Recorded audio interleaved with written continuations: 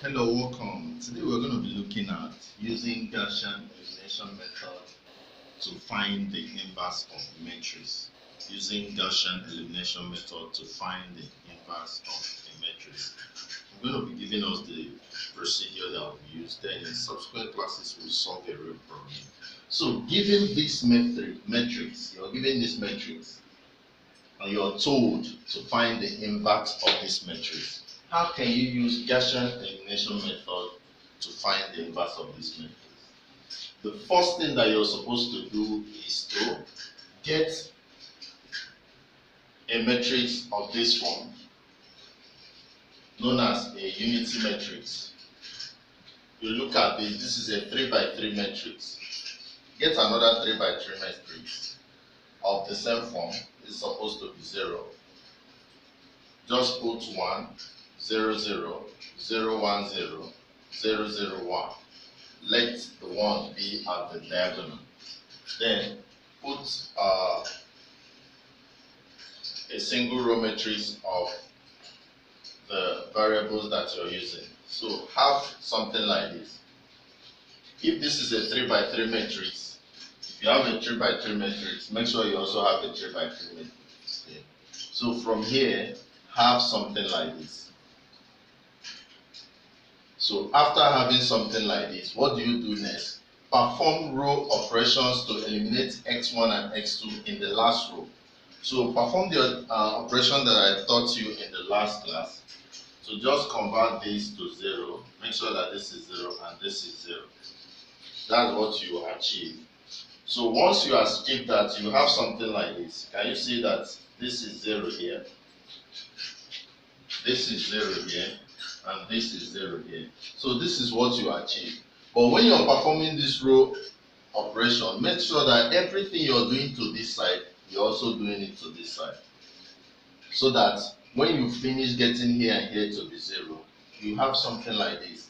And I taught us that to do that, you simply use the formula to get row 2, do A11, A21 all over A11, R1.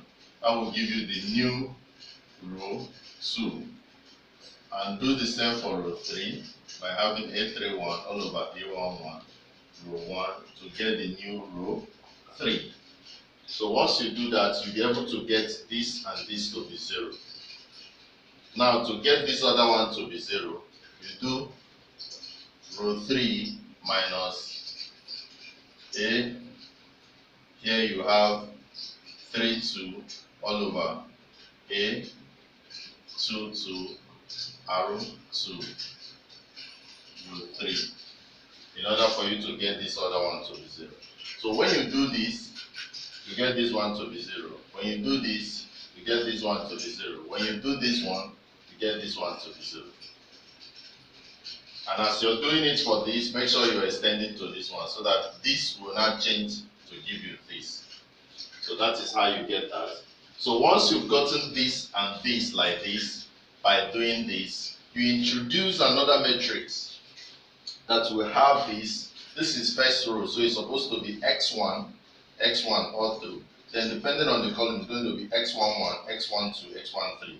This is the second row, it's going to be x2, x2, x2 all through. Then depending on the rows, it's going to be x21, x22, x23. This is the third row, so it's going to be x3 all through. Then depending on the column, it's going to be x31, x32, x33. So once you have something like this, you do what we call, you multiply out and solve out and substitute so that you start getting all these values. And everything here is going to be the matrix, the inverse of the matrix. So to find out the various values of this, how do you go about it? How do you go about finding out the various values?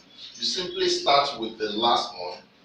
You take everything here, multiply everything here, equate it to this.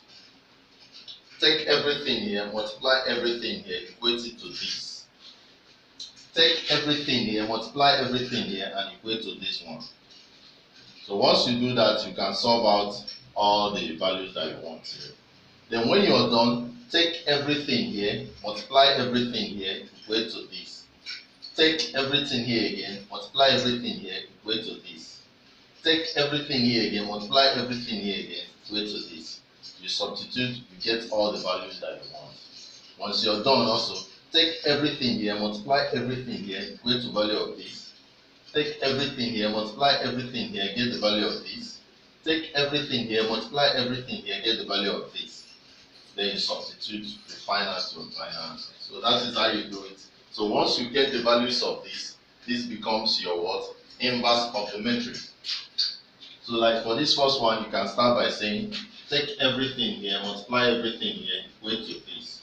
So it's going to be, this is what? 0 times this, x11, plus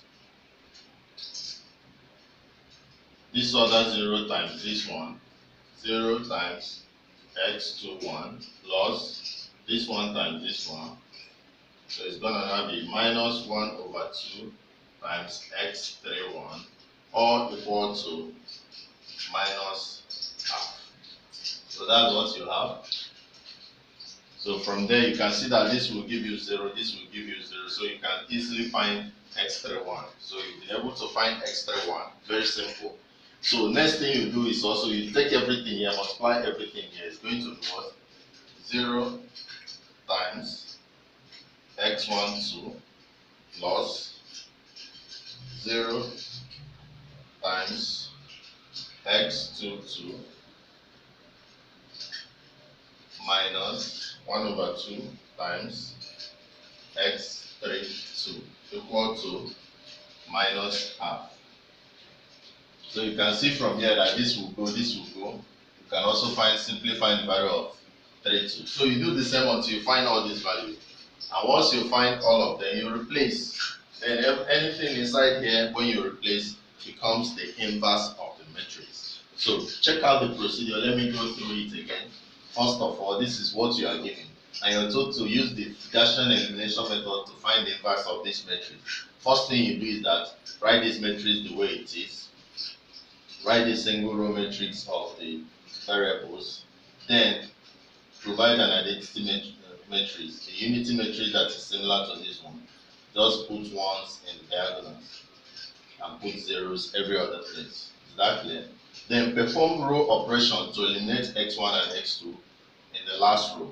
So when you perform row operation using the formula that I gave before, you get something similar to this and this, because when you're performing row operation here, you're also doing it here, considering the row exactly the way it is, so that you have something that is similar to this. So once you have something that is similar to this, create another 3 by 3 matrix with these variables. It has to read what it is representing: x11, x12, x13, x21, x22, x23, x31, x32, x33. The first one represents the row, whereas the second one is the column. Like this is row 3 and this is column 1. So that's how you do it. So once you're done, multiply out and substitute. How do you multiply out? Take everything here, multiply everything here, equate it to this one. Still take everything here, multiply everything here, equate it to this second one. Still take everything here, multiply everything here, equate it to this third one. Then you finish for this one. Then you come to the second one. Take everything here, multiply everything here, equate it to this first one. Take everything here, multiply everything here, equate it to this second one. Take everything here, multiply everything here, equate it to this third one. You're done with that. Now you come to the first one. Take everything here, multiply everything here, you get this one. Take everything here, multiply everything here, you get this one. Take everything here, multiply everything here, you get this one. So you solve out, you see that you'll be getting all the values. Once you get the values here, you call it the inverse of the matrix, and that's how you solve for inverse of a matrix using Gaussian elimination method. Please, if you like this video, click on the subscribe button, share this video. Thank you. Get to the description section and support us in any way that